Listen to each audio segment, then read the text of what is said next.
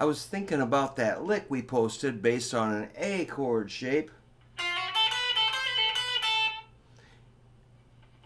You could do it based off of an E chord shape. In Cage, that'd be pattern 4. This would be something like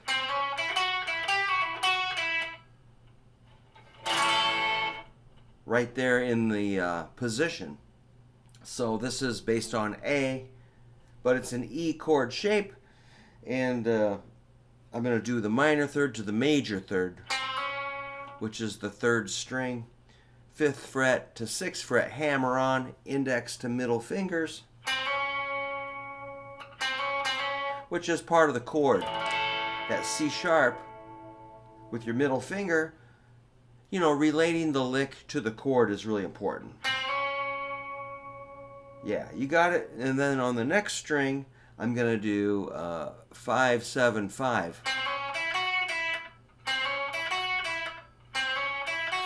So it's C, C sharp, E, F sharp, E.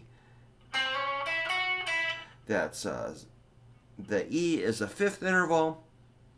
The the F sharp is a 6th interval. You add 6 like this. That's a 6, so this is kind of has the same quality. Only we're going.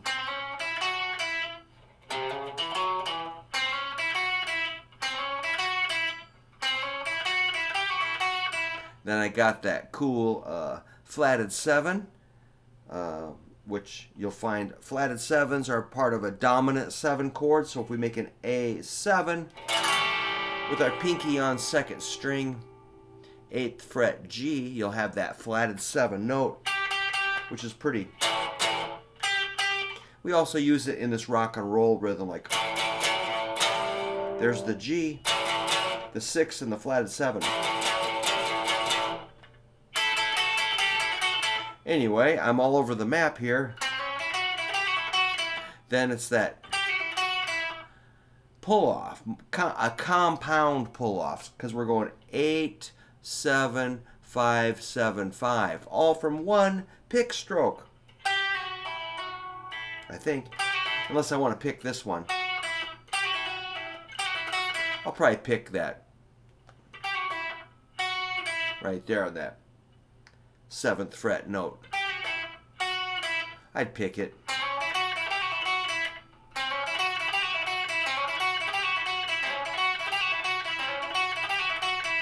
And then of course you could resolve it.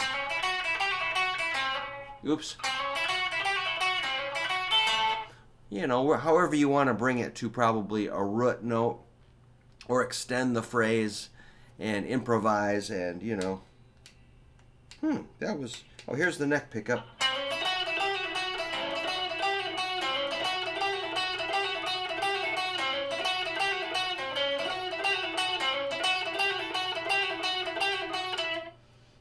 It moves. You could take it up to D.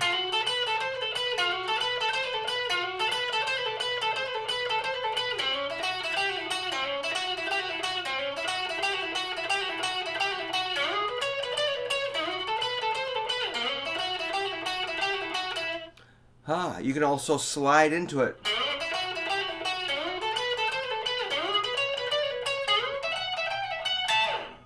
That's kind of fun. So you move it around, experiment, and don't forget open position.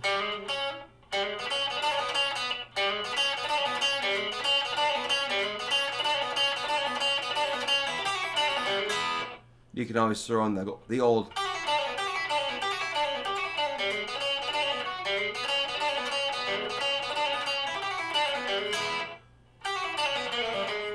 Those are pretty cool. Again, compound pull-offs.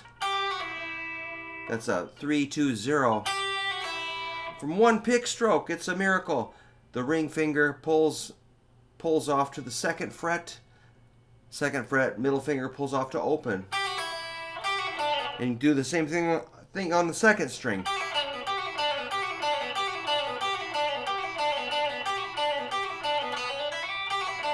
And you can get to 3rd string.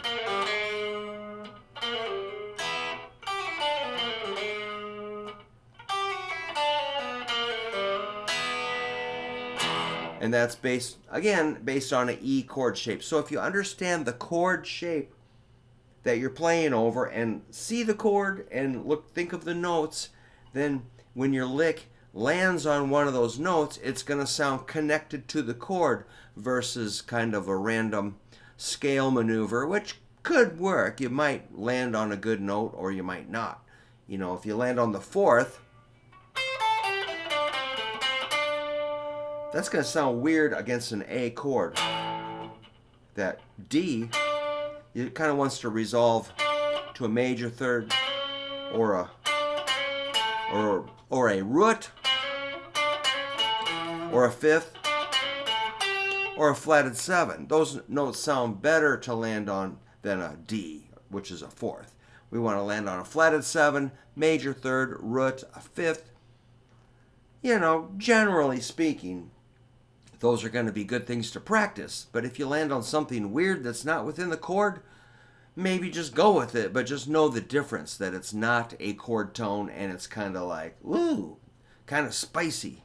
So, depends on if you want to play in the chord or out a little bit.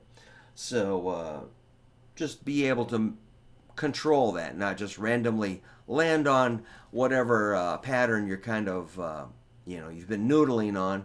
Just be aware of the root note, and that's a good one to resolve on. All right, I'm rambling, but I'm excited about this lick, and it's real fun to play.